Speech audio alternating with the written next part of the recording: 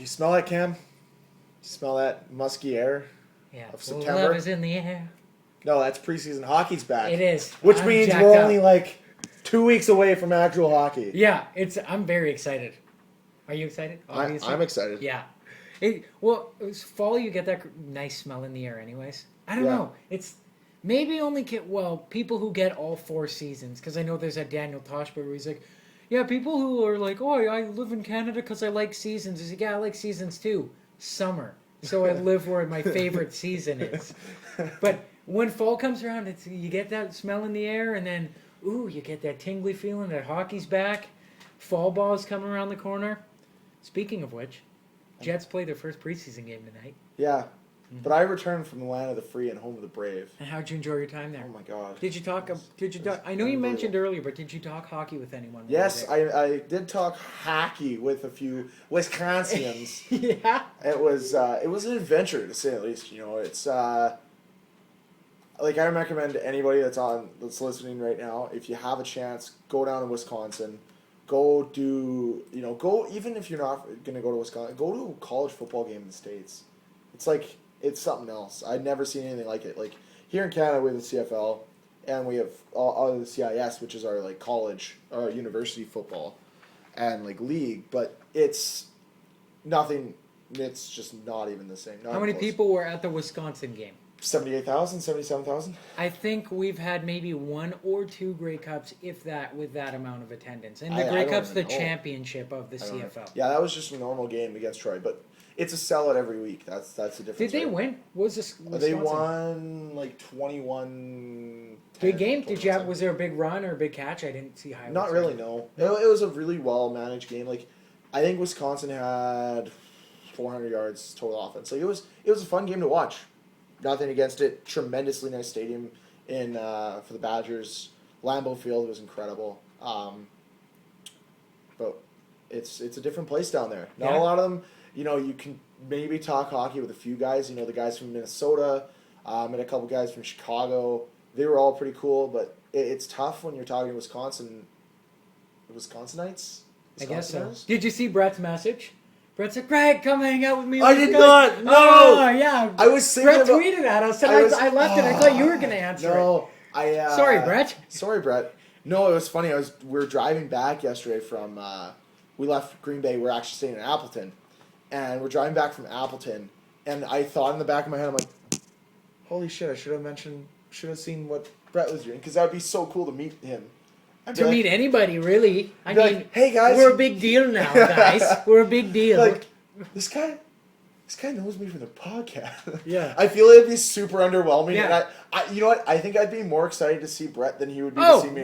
That's going to work for anybody. Like, if you ever recognize, I know there's a few of us who've cross-platformed us a few times now, but if you ever see us, like, we obviously don't know who you guys are. You guys only know us from our voice, and then, like, it's really weird, like, hearing someone's voice and then seeing a picture of them, like, on Twitter or Instagram, and then being, like, trying to put it together. If you ever see us, like, come up and say hi, for sure. Like, I'll say hi. I'll take a picture with you. Yeah. I won't be, I doubt they want pictures. I'm pretty sure they just want to say hi. Who are they going to show that picture to? They're like, guys, look. Hey, guys, you know that podcast that I listen to because you guys say it's crap, but I listen to it because there's idiots? Well, that's one of them right here. That's one of them. Let me just say, America, you're spoiled with a lot of things, but cheap alcohol is the number one thing you're spoiled with. And cheap gas. I'm going to say cheap alcohol, cheap gas, cheap food. Oh my God. The amount of food, so the value to return you get is unbelievable. Chipotle, $10, and it fed me. And it you said like a little baby? It was like a little nugget, and I just... A little nugget and a biscuit. Oh. Chipotle. They made it, they haven't far... it was funny, because I was telling my friends, like, we kept turning off, like, we went for Hardee's for lunch. And I was like, if we see a Chipotle, we have to turn it off. I want Chipotle. Because we had talked about it all weekend. And my friends that we were with have had it before, and I never had. So, and then it dawned on me, it was like, oh, I remember there's one across from the Happy Harry's in Fargo. I'm like, we have to go there. Like, we have to go to Chipotle. There's not one in Fargo. I'm like, there's a Chipotle across the street from the Happy Harry's. I remember seeing it when we came in. Nice, you like burned it in your skull. Like, what's that show? MacGruber. Yeah. I don't know that one guy like he kicks his car or something and he keeps repeating it and then he meets up with him at the end. Anyways, Yeah, that movie. yeah. So go to America, eat their food, take advantage of the alcohol and the great deals. And go watch their sporting events because it's great. They mean business. Yeah. I know. Well, I bet you they say. I wonder if there's like a. Obviously, there's a podcast like ours, but for a different sport down there. I wonder if they come here for hockey games and they're like, guys, go to Canada for hockey. There's like 100 parents watching AAA midget. We just lock them in a room and tell them to go have fun. Exactly. And I also have to, everybody has a stigma that Americans aren't nice people. They're very nice people. They're extremely nice people. They were so helpful if we ever had a question. They were enjoyable to be around, and we ended up partying with some of them, so that was fun. But, sometimes you got to leave dreamland, which is Wisconsin, and come back to reality, which means I have to go back to work tomorrow. But luckily I had the day off today because I took holidays. And you're going to listen to like the old podcast and listen to your grocery list, which I'm sure you've forgotten by now. Oh my God. No one sent us grocery list, guys. Thanks, guys. Fans. No one. Yeah. Mom. Come on, Mom. I'm sure you've also probably heard by now there's no Dan, there's no Stefan. Nope. I think Stefan's left us for something better. I think he got a contract offer from I think he did. From college football or something like that. Who knows?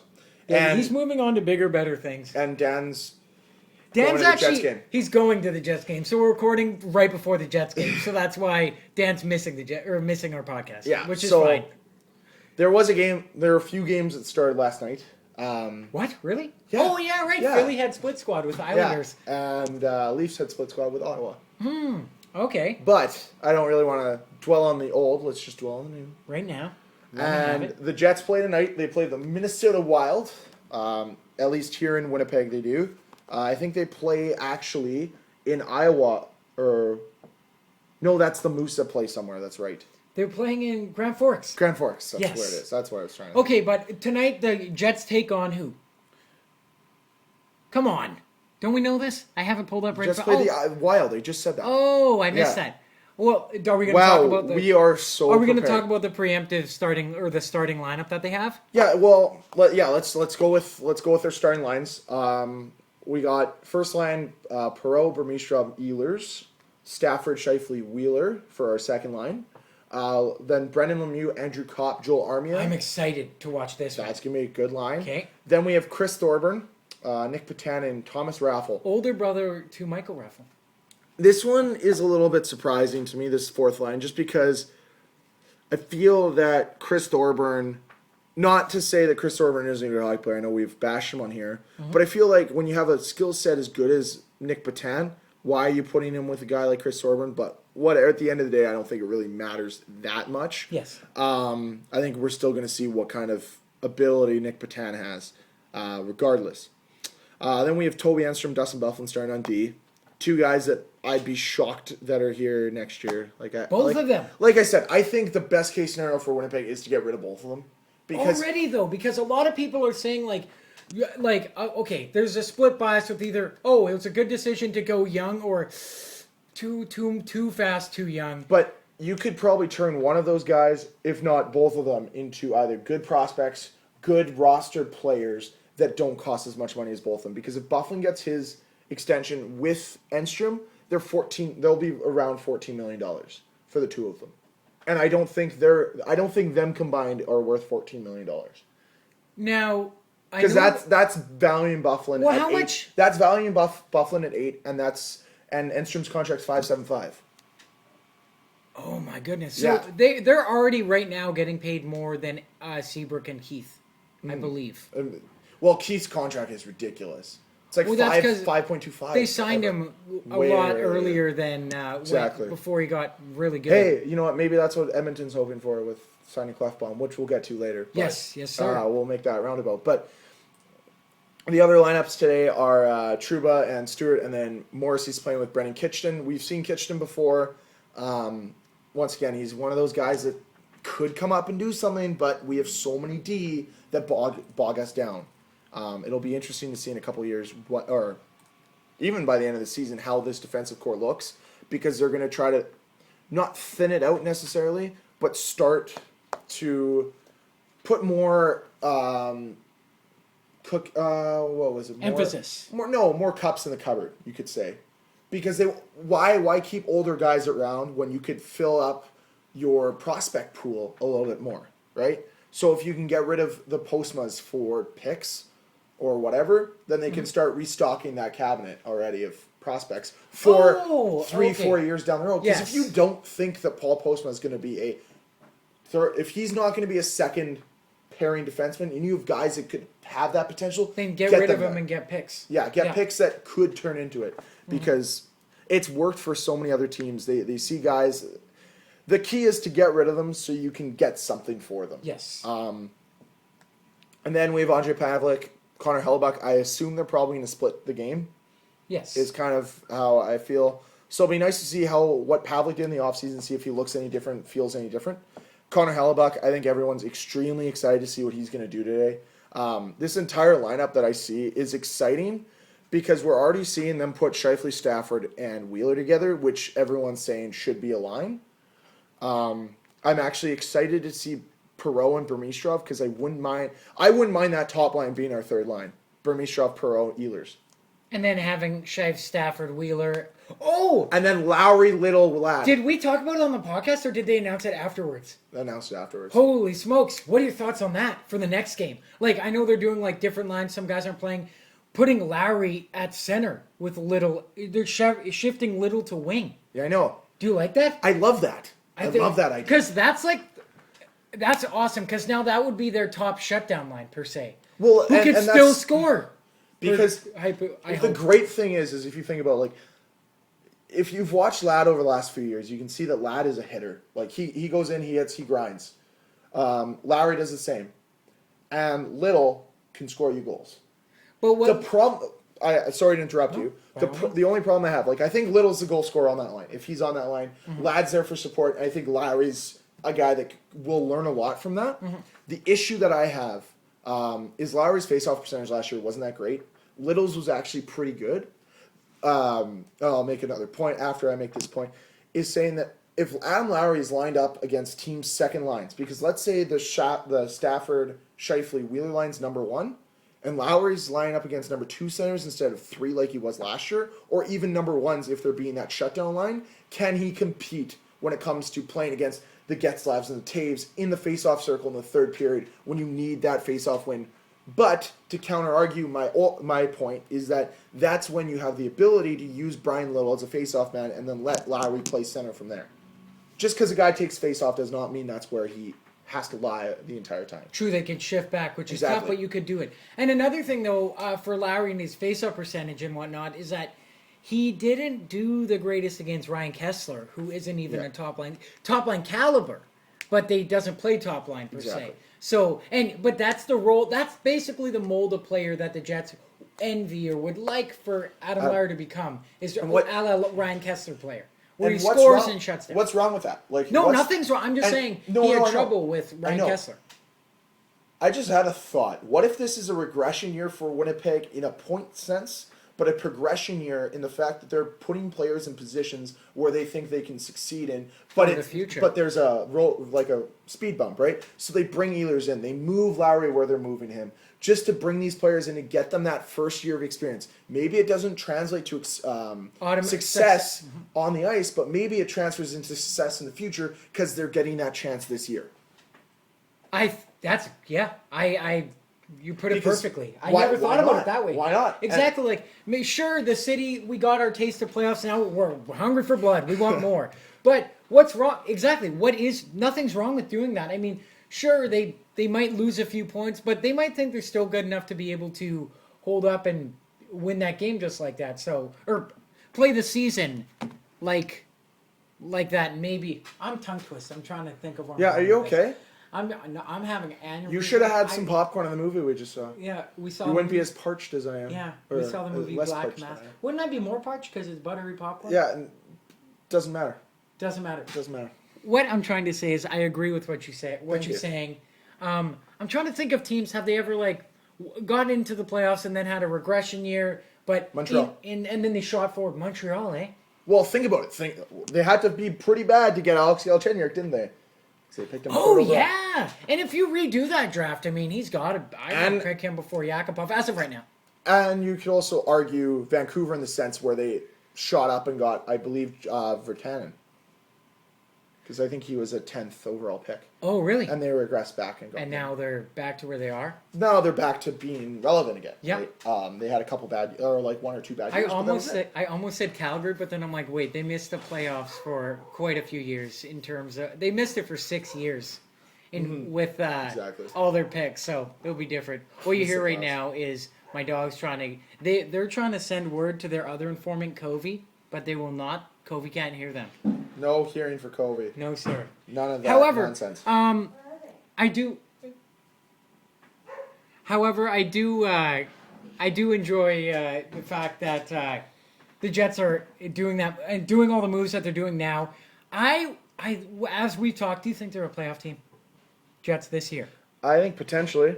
Okay. Do you know what stat line is shocking? Like we have the Winnipeg Jets or Jets.nhl.com open. The most shocking stat that I see, and I know it's a useless stat, Blake Wheeler plus 26 last year. What? Yeah, look at that. Look at that. Woo! I did not know that. Mama Sa. Was anyone even better than him? Let's go. No one was. No one was better than... Ooh, Toby was... Plus 13. Oh, but wow, that's a game minus played. 18. Yeah. He was on Carolina. That doesn't count. Oh, a year to Lusty. Wow. Jeez. Yeah, exactly. That's a cool stat. That's actually really good. Even though that plus minus isn't very determinant of how well you play, but that means he scored a lot of even strength goals, which is huge. Yeah. But He's that's better what than that means. Mr. Giroux at the fact that Giroux only scores power play goals like Ever. mama. Ever. What I didn't know the Wild played last night 3-2. I really should watch TSN more. Yeah, they lost to Buffalo where Jack Eichel scored a goal. Did he? Yeah, shorthanded. Just speaking of Americans scoring goals, Austin Matthews scored. Did you see his first goal? No, I didn't. It was just a quick one touch. It was nice. It was a nice goal. He's a good hockey player. He's a good hockey player. The other line. So I'm really excited to see the Perreault, Burmistrov, Nikolai Ehlers line. That's the line I'm most excited for. I know we talked about it last week, but the other line that I really want to see is the Lemieux, Kopp, Armia line. Because that's a future of the bottom six, baby. Wow.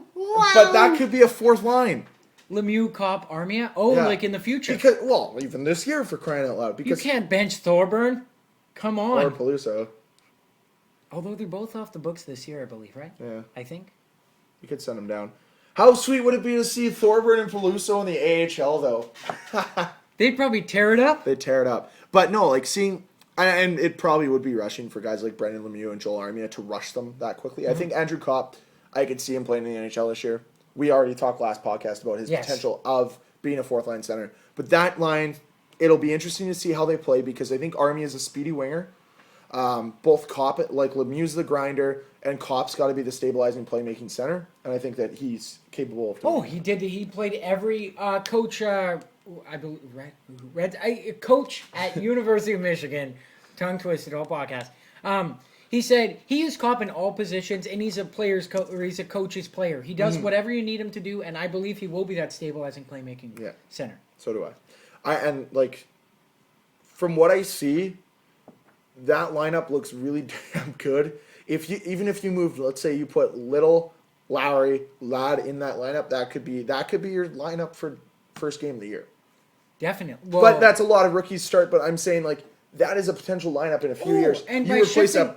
Yeah. No, continue. No, by shifting Lowry to the center, that means you're opening up another spot possibly on the wing. Say if Patan's not ready to play center, and then they can keep another center already in there if they want to. Exactly. There's a lot of room. Like this lineup, I could see 3 of these 4 lines being lines in the future of this team. Yes. So, very interesting. Like I said, I still want to see that Toby Bufflin pairing change a little bit this year or next, just because from money saving standpoint, they need to start thinking cap conscious now, especially if they want to avoid the situation that Tampa's going to be in this year, the situation Chicago's been in multiple times. That Boston was somehow fixed it, which they didn't. They haven't. And they need to find a way to have, and I think Anaheim's going to run into it as well now that they signed Kessler. The cap is a real thing, and it's great, but if you can find a way to manage it and still be successful year in, year out, I think that's something that we're going to see from this year, that I want to see in the future of the Jets, especially if 5 years down the road, right? Mm-hmm. You can't always play for just one season. You got to think long term. Like you think about Arizona. I'm just going to segue into that, thinking they didn't think about just one season. They thought long term. They trade away Vermette, they get a pick from Chicago, and then they're able to get him back. Yeah. That's just good asset management when you think about it. It's pretty interesting to see how And it worked and out. Vermette's happy now. He got his ring, and he can continue playing hockey. On a sadder note, on a more disappointing note, news rolled in this week that Grant Clitson failed his physical, so he will not play this season, or doesn't look like he will, which is disappointing. But that's just, a guy came in, claimed off waivers from Columbus, I believe, in year one. Everyone loved him year one. He played great, had a few mishaps here and there throughout his career, but has just been injury plagued. And it's bad because I've really liked him. I thought he was a good contributor to a team that wasn't the best in year one and year two, but I think he was a good contributor. I think he was a good bottom line guy and a great waiver pickup, really. What do you... I liked it when they brought him in, and then he got injured, and then he came back after the injury. He did okay. I like for a waiver claim. You could ask nothing more. I wasn't impressed with the signing they brought to him, but he did show that when healthy, he is worth that money. But he just injury plagued. He couldn't really shake that injury bug. So it's kind of sad to see when that happens. Because he really like players like right now. Well, last season with the Flyers, like Steve Mason. I mean, he's back this season, but always in the back of your mind, once you have a bad injury or something like that, or one or two seasons where there's a bunch of injuries, you're suddenly injury plagued forever. Yeah, so that's very it kind of true. sucks that stuff like that happens because that definitely works against your favor when you're trying to get a new contract or actually keep your job in the NHL or in any professional sport. Yeah, it is tough. And, it's just another list of players who failed their physicals this year. Now, I know that we joked about the Boston Bruins prospects failing their physicals. Yeah. And at the end of the day, that's 19-year-olds or 18-year-olds, they should be in shape and be able to do it. Yeah. But for some reason, they weren't able to, which is whatever. It might have been beyond their control. It might not have been. I know we joke about that. They're 19-year-olds. But when you see these guys like Nathan Horton and now Grant Clitson, and I'm sure there's another long list of players that it's happened to, it's not fun to see because these are players that their lives were dedicated to this, and an injury or something prevented them from being able to play, and that sucks when you That's think about a terrifying thought. Just think about, because I know they've been doing this their whole lives, but it's their livelihood. So basically, imagine waking up one day and not have the ability to be able to even, I don't know, pick up a glass of water. You just can't get the concept in your head to pick up a glass or pick something up. How taxing would that be on your mindset? Mm-hmm, It'd be something really terrifying to think. Now, I have a question. I don't know if you know it or not. How does it work? Now, say Grant Clitson thinks he's ready to ready to join the NHL again. I don't know. Do they just do a standard, or do you have to wait till the next season? How does that work? I'm not sure how failing physicals works. If anyone knows, let us know. That'd be. Yes. I'd love to know that because I don't know where I'd find that information out either. Mm-hmm.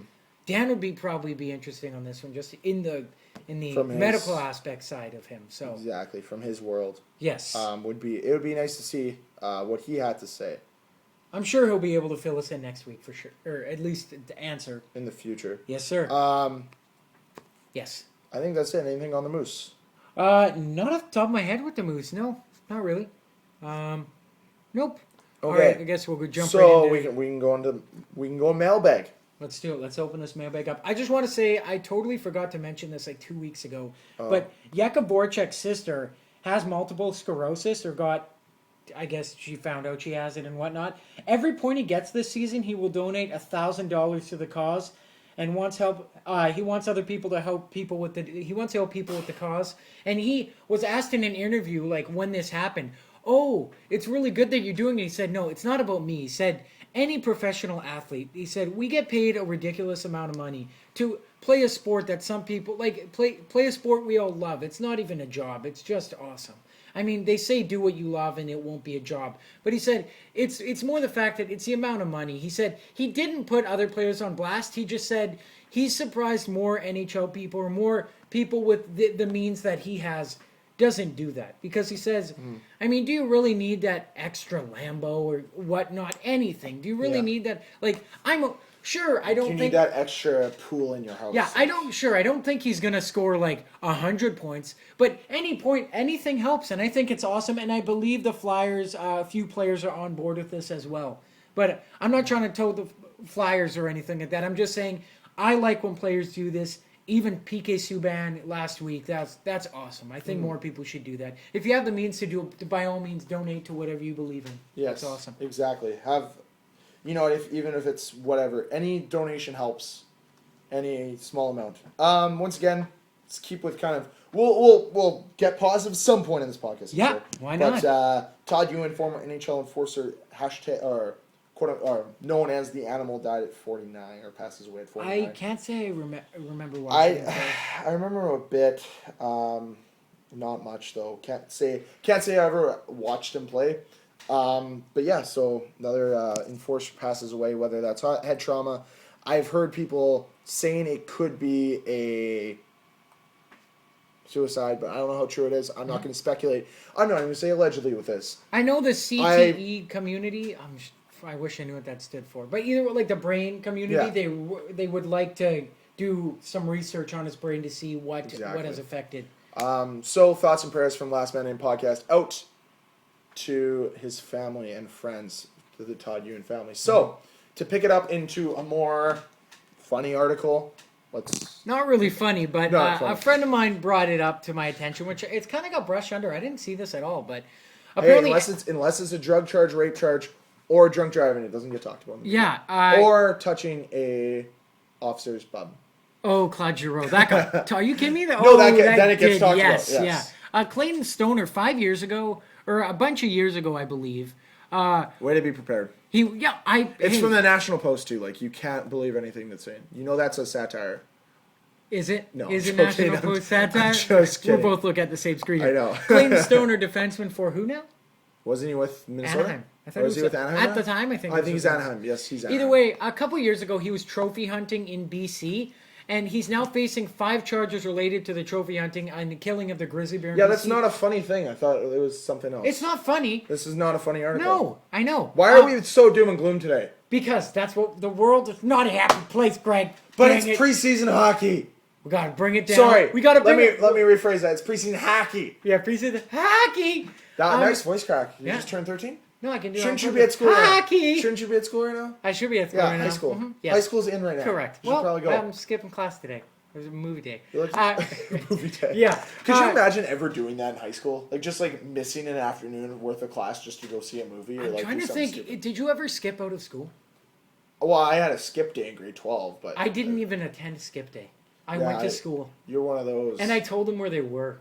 You're one of those. Yeah, dude. No wonder you don't have friends. Yeah, I know. You're here. Yeah. That you went to school with. It's true. Yeah, I know. I remember skip day because we had to... we had these things called advocates in my high school, and we had an advocate meeting that morning, which is like kind of like our teacher like leader. Teacher-student union? Oh, no, that's not what it is. Okay. It's like your teacher's... I don't know. He's your guidance person. Okay. But he's one of the teachers in school. Like, oh, okay. We had these things called they're called credits. I can't remember what they were, but they're like activities you had to do to kind of get the high school diploma. That's okay. So we had an advocate meeting in the morning, just to like finish up all of our stuff for graduating. Okay. It was fucking cold. It was like 10 degrees Celsius. So we're talking like 50 Fahrenheit. This is when?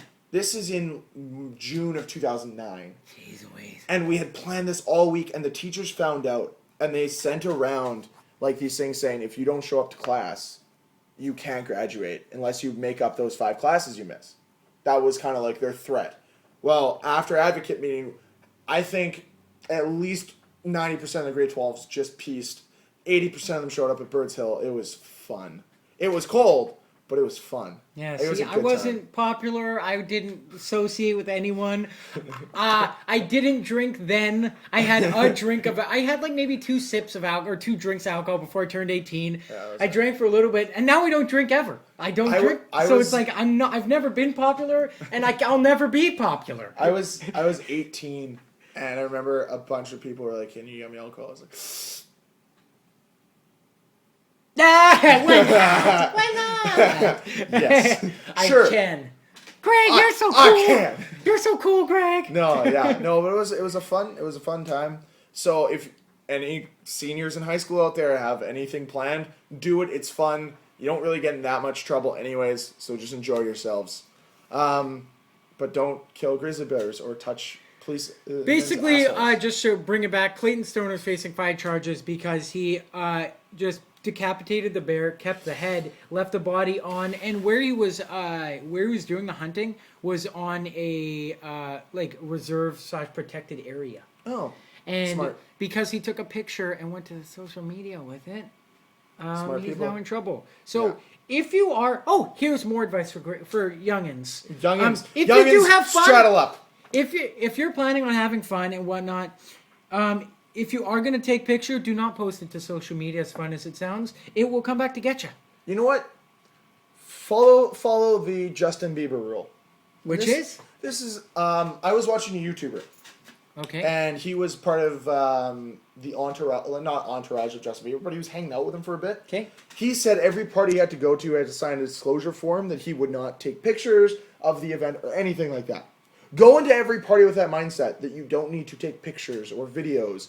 And then nothing you do, nothing that everyone does at the party will ever be caught as backfired. It'll all just be hearsay. Yeah. And you know what? That is a good thing because that's the way it used to happen, which kept a lot of people out of trouble. Yeah. Dan and I were talking about this over the weekend when we were watching wrestling. We were saying, like, how nowadays, like, because it came up on Chris Jericho's podcast, how basically nowadays, like, everyone just wants, like, oh, that Snapchat, that picture, and you're living life and creating the moment to put it on social media, share. No one cares, like, if they really wanted to be there, they would have been there. No one cares about, if you're at wrestling, or no one cares if you're at this concert or anything. Take in the memory and enjoy it, because memories last forever. That video is no one cares about that video in like 2 years from now.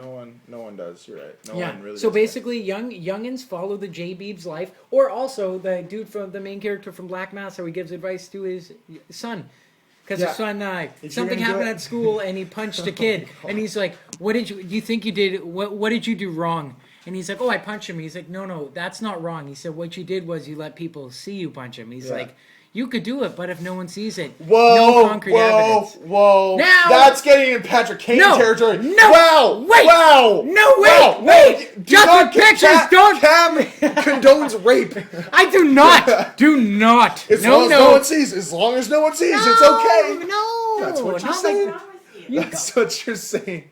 Thanks, sister. That's not what I meant. No, I know that's not what you meant. No, but the thing is you don't need to show everybody, and not everyone needs to know everyone's business. If they wanted to be there, they'd be there, or they weren't invited for a reason. Exactly. And if you're doing it just to show the unpopular people, like, look how much fun we have, the unpopular people, for the most part, probably don't care. Because they're playing video games and watching SportsCenter all the time and having a great time by themselves. Yeah. Now that you've had Advice Corner with Greg and Cam, let's get back to hockey. Tortorella to coach Team USA. At the World Cup. Why? What? Like, who decided this? Okay, Is John Cooper American? John Cooper, yes, but it's coach. rumored that he's going to be the coach of the North American junior team. I think, and if you know otherwise, but at the moment, I believe he is a big rumored one. He'd be the guy that I'd want, because he's been coaching young guys forever, so he knows how to handle them. Yeah, like look at the core he has now. He's been coaching that. So why do you think they work so good? He's been coaching that core forever, for even down back to the AHL. So yeah, exactly. Mm-hmm. No, it's totally true. And then, but yeah, this Tortorella move doesn't really make any sense to me. It's a weird. When I got this update on my phone yesterday, I was like, wow, of all the guys, I mean, there's a lot of good American coaches. Tortorella, and here's my thing. Okay, so does that mean Canada's going to get Patrick Waugh just so they can feud against each other and yell at? Oh, maybe. I don't think we're going to have a situation. That'd be so funny. Or Bob Hartley. Oh, God. Go after him in the dressing room. I want Bob Hartley. I want Bob Hartley. Make him the coach, please. Well, the example I used Tortorella's a good coach. Yeah, like, he's earned his merit and whatnot. For sure has. But what the example I used with the people I was talking about it with was, say if you're a coach who has played for John Tortorella, and you're a player who's been coached by John Tortorella, and you didn't like him. Do you really think that Ryan Kessler wants to go and play for Tortorella again? Like, it didn't seem like they got off on the greatest foot. I know it's a very short tournament, but me being a player, I know it's playing for your country, but that would kind of dampen my mood a little bit. Going like you're supposed to go play for the best coach ever. Greg, you're looking at something big. It's just a picture. It's just a Nothing picture. too interesting. Okay. Well, since we're on the subject of the NHL, because this is an NHL-related podcast, let's move on here. Greg, have you seen the Avalanche jerseys for the outdoor game? I have. And your thoughts? Oh, I wish I had a picture of these. I wouldn't say I'm the biggest fan of them. Maybe they'll grow on me. I can't say. I don't know. I don't know how I feel. I don't know how I feel about them. They're very interesting, to say the least. They're not what I expected. There we go. That's the word I'm going to say. They weren't what I was expecting the jerseys to be. Okay, what were you expecting? No, because they have the template. I mean, they basically have the monster numbers where they can see your side shoulder numbers from Mars. Yeah. Like in Matt Damon's new film coming up, The Martian, you're actually going to be able to see the announcement of this. Well, the one thing I like is they incorporated all kind of the three colors that are currently used by the Colorado Avalanche. Yes. The turquoise, the gray, and the burgundy. Yes. That I'm okay with. The logo and kind of how the colors mesh on the logo, I can't say I'm the biggest fan, but once again, I'm a Colorado Avalanche fan. They're my third favorite team. Are you going to get a jersey? I'm not going to get a jersey. Maybe. Probably not, but maybe. There's a possibility. If you were to get Colorado jerseys right now, Duchesne. Matt Duchesne, okay. Connor Blakely. He's not on the team yet. What about Mikko? Mikko Rantanen. It's not Mikko Rantanen. Did they get Mikko Rantanen? Yes. They got Mikko Rantanen. I got a Mikko fucking Rantanen jersey. Wait, what number did Mikko Rantanen wear? I'm not sure. I think we have to look that up. To the internet. To the internet. But to continue on this, whatever. It's a Stadium Series jersey. Whatever. And who knows? Maybe that'll become. They're going to be on sale in 2 weeks after. I do miss their old thirds. 16. Okay, you reverse the 6, it becomes a 9. God damn it! It never leaves us. It's never leaving. Eric Johnson, number 6. You reverse that, it becomes a 9. Mm-hmm. Yeah, well. And they're in contract talks, extension talks with Eric Johnson as we speak. So they're trying to get a deal done with him. Yeah. Oh my goodness gracious. They're trying to shore up some defense for them. It'll be interesting to see. Obviously, I think Colorado's going to be another. Like we've talked about, this Central Division's up in the air. We don't really know what's going to happen. Yes. The Ducks signed Gibson for 3 years. John Gibson, they did. Yeah. Yeah, contract a 3-year for $6.9 million, 2.3 per. Thoughts? Do you enjoy that contract? Would you have signed that contract? I would have if I'm Chris Gibson. What is Freddie Anderson making?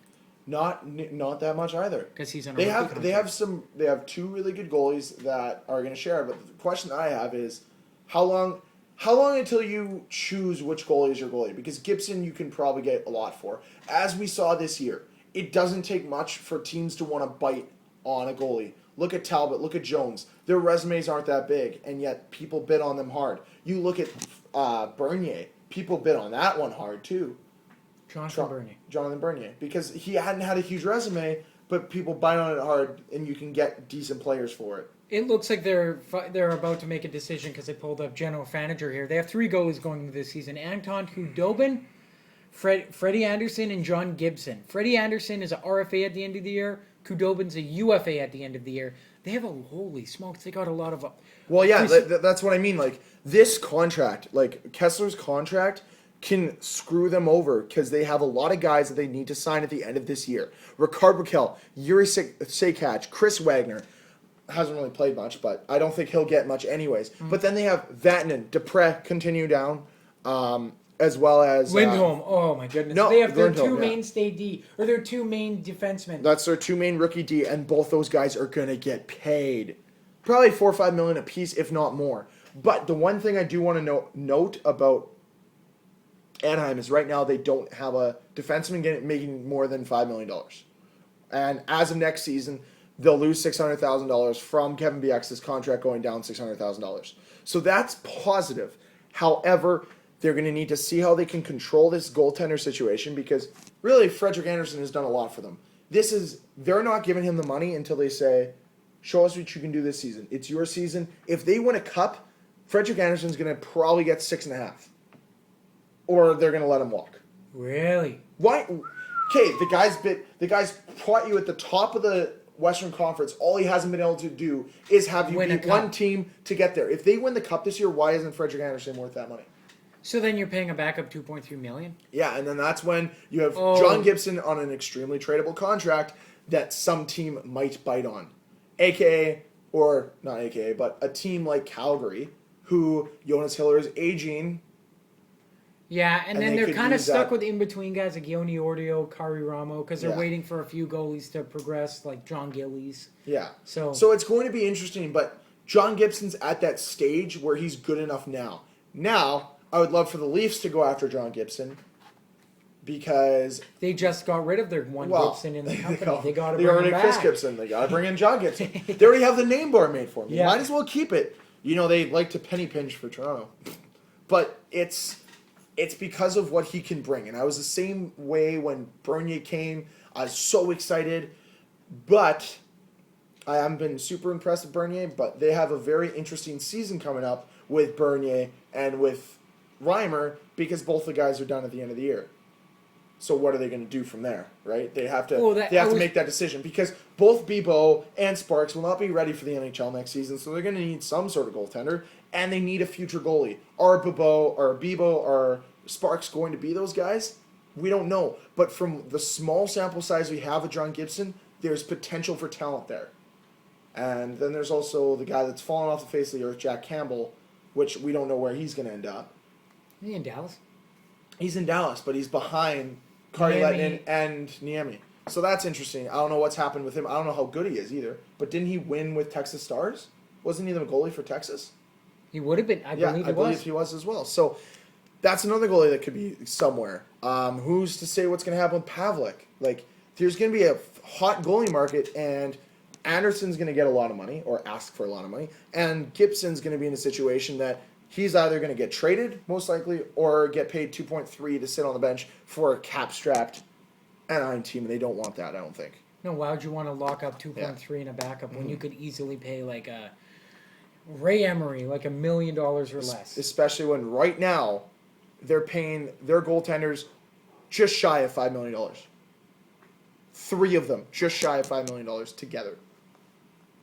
That ain't a bad deal. That's like they're getting paid about 4.2. It looks 4.15 or 4.15. That's what they're getting paid right now.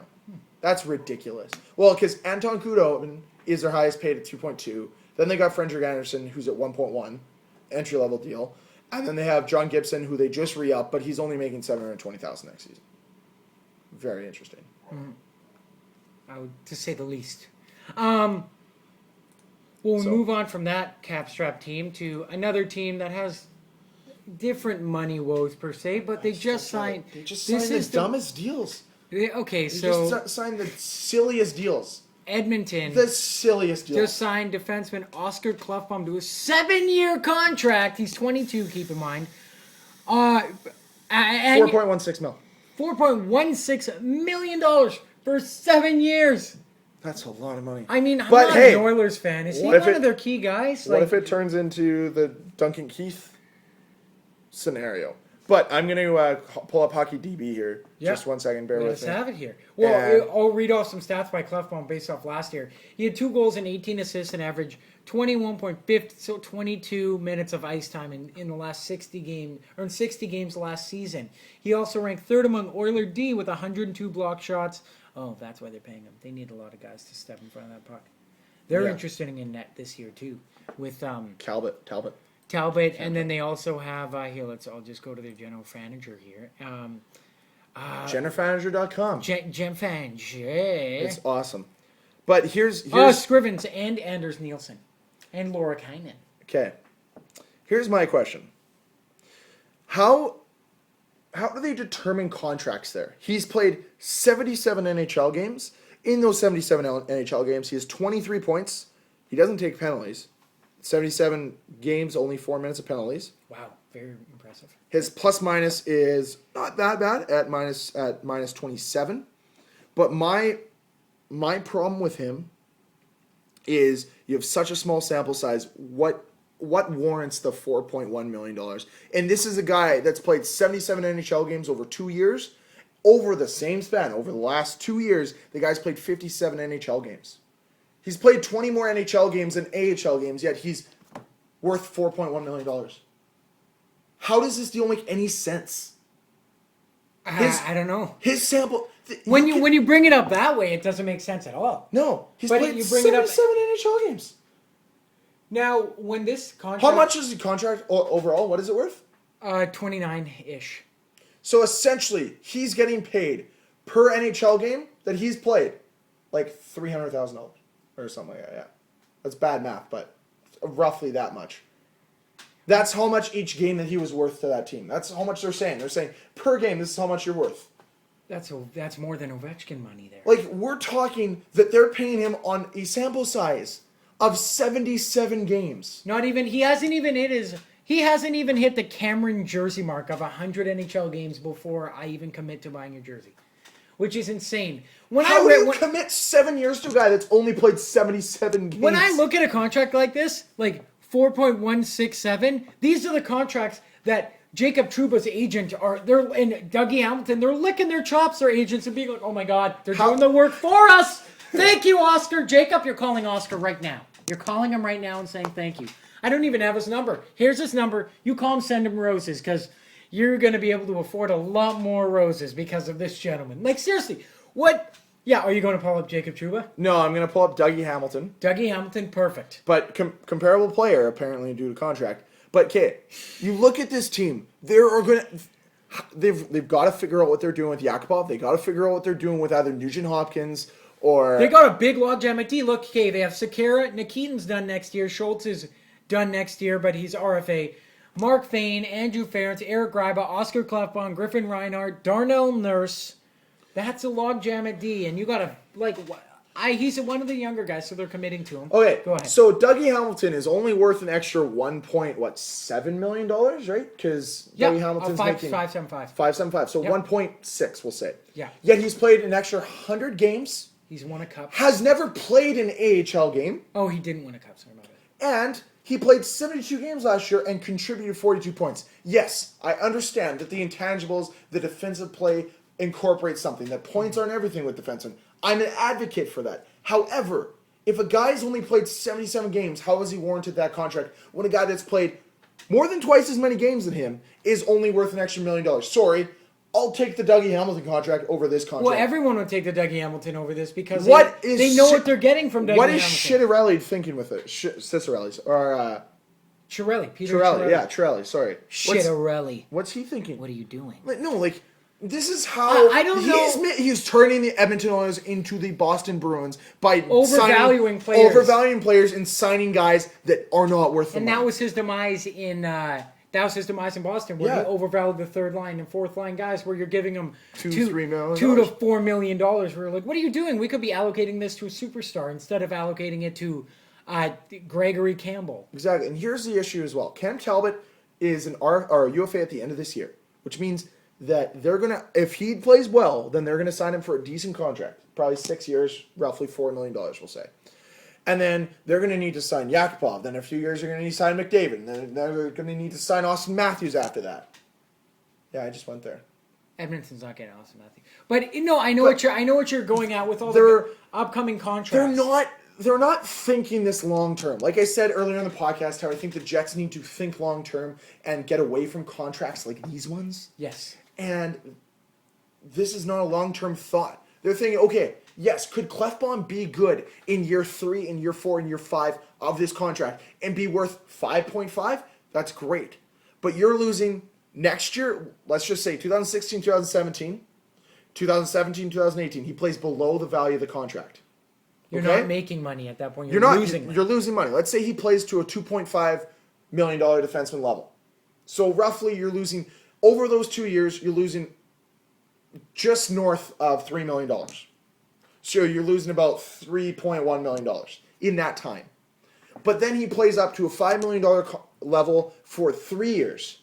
Well, you've only gained back to $2.7 million. So you're still at a deficit of $400,000 over the term of that deal. Even though that, in 3 years, he could be a $5 million defenseman.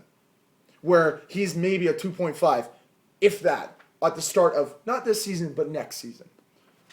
So it's a terrible deal. And I don't know where that thought was coming from. And he's only 22, so there is a lot of potential there. But the issue is this isn't a tradable contract. People are going to laugh at this if they try a deal in the future. I understand they need to shore up their core of defense because they don't really have anything. Like going through their defense, it's still somewhat laughable. It's getting better, but it's still laughable. Like they're paying Andre Sekera $5.5 million. They're paying Andre Sekera, who's 29. And it ends 2021. 5 years. 6? No, that's 5. No, that's a 6-year deal. It was a 6-year so deal. you're going to pay Andre Sekera $5.5 million till he's 34. So essentially, 35. this is what they're saying. They're going to pay Andre Sekera and Oscar Klefbom combined almost $10 million to play until 2021.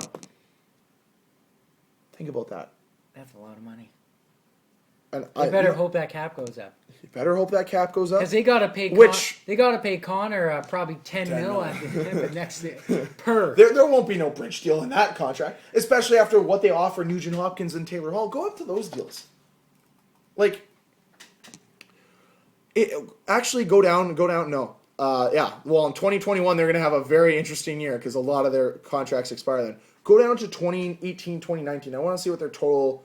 Just go down. I want to see what their total... Oh, they don't have it here. Cap Geek used to have it. No, go down. Maybe they have it. No, they don't. Okay, I want to... They have...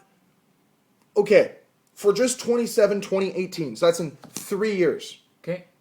Actually, no. Let's go to Connor McDavid's RFA year. Okay. So 2018, 2019.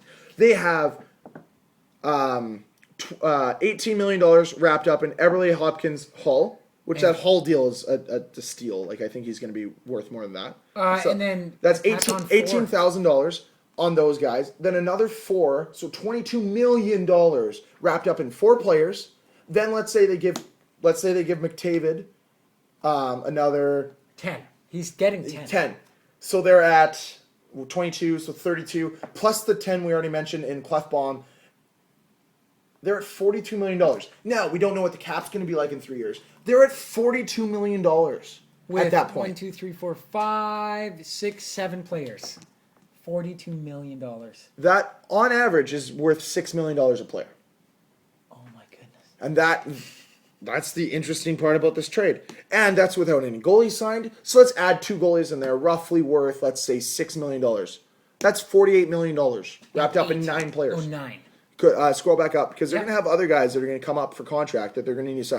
That's not including Yakupov, Draisaitl, who they've already used, Anton Lander. Oh, Darnell Nurse, Griffin Reinhart. Yeah. They're going to need to figure out what they're doing with this team because, that's a great start, Mr. Shirley. Great start. Maybe they could win in 2 years, but this deal straps them. That Sekera deal straps them. I don't know what they're doing signing these deals such long term, and that's what I'm afraid of happening with the Jets. And I know they won't do that in Toronto. So that's the interesting thing. And the problem is players know they can get these deals from these stupid GMs, but they'll never win with these deals. Honestly, if I was a player, I've said it before and I'll say it again. If I was a player, I'd put winning above all else. Yeah. What's the longest contract being a player you would sign? 5? Like I'd sign 3. I went 4. Come on. No, but really, okay, but the why? thought process that I have with that is, okay, I go to a team, and here's the other reason is I don't want to be the reason why I'm going to bog down a team, but at the same time, if I have a $6 million or 6-year contract like what Duncan Keith has, where your value is higher than that, you don't want to be misvalued. True. So. You don't want to be misvalued in any way. So like 3 years for me would be what I'd be looking for. And if let's say I was a UFA and a team like Chicago called me or a team like Tampa called me and I'm a third line center or I'm a third line player and they're like, okay, we need you, but we only have $2 million in cap and we still need to sign 2 guys. I would say, what can I have? If I can have $1 million or even $750,000, because I want to play on that team and I want to win with that team versus not. And then if you win, then you can find another team to go play for and win because there's nothing better than winning.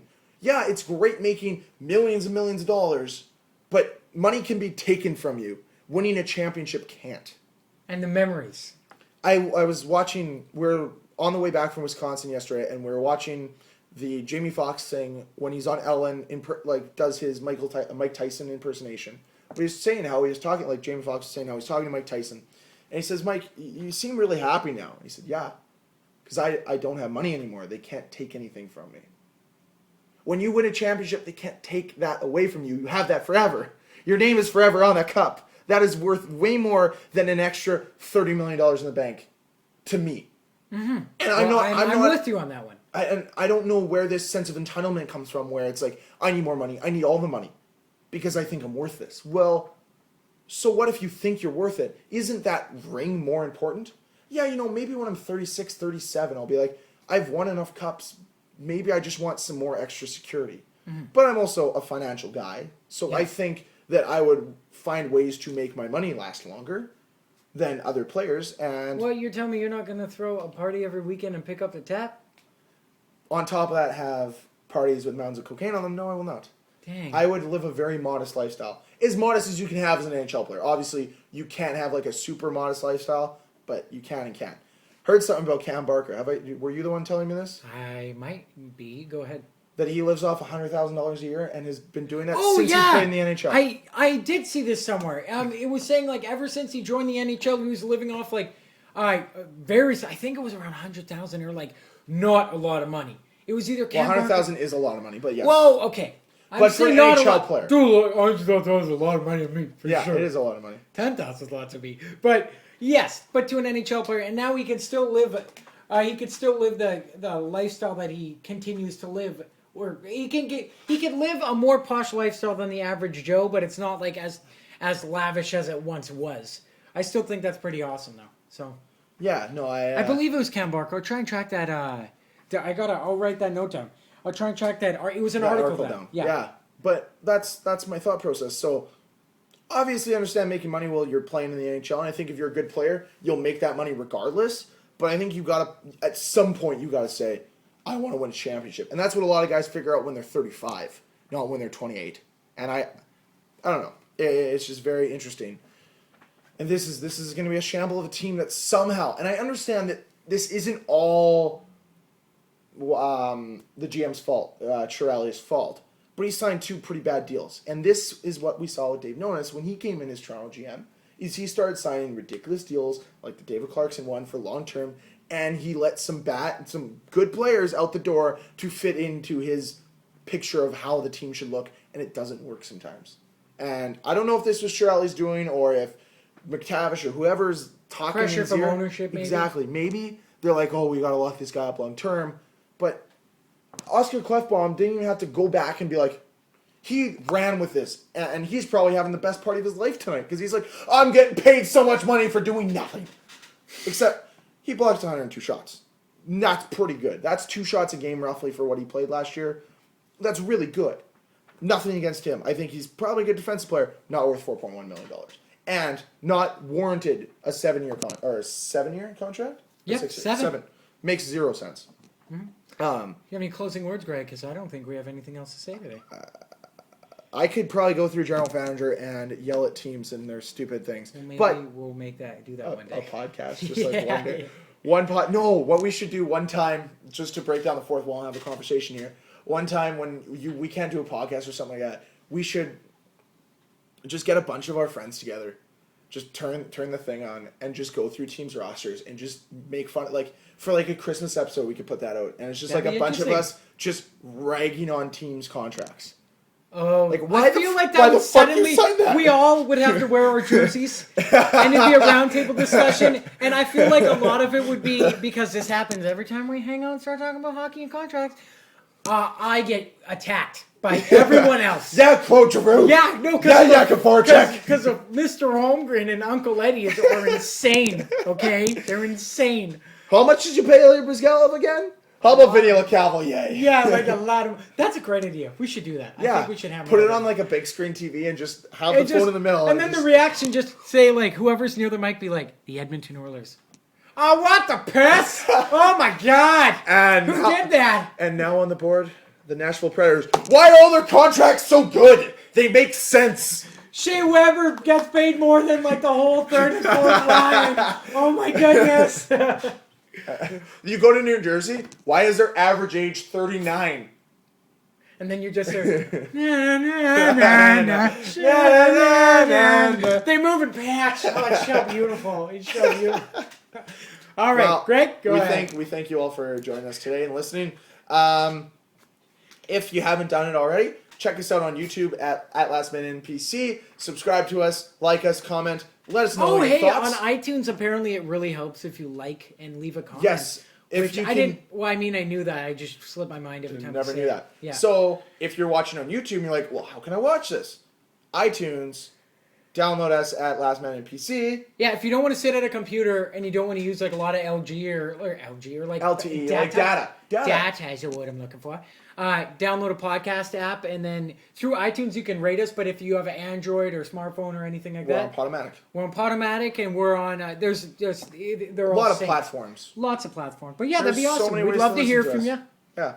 We try and answer as many questions as we can if we can get any. Yeah, So, exactly. Yeah. All right. Yeah, so thanks for listening to us. If you have any questions and don't want to comment on YouTube and don't want to review us on iTunes, always email us at lastmanNPC@gmail.com.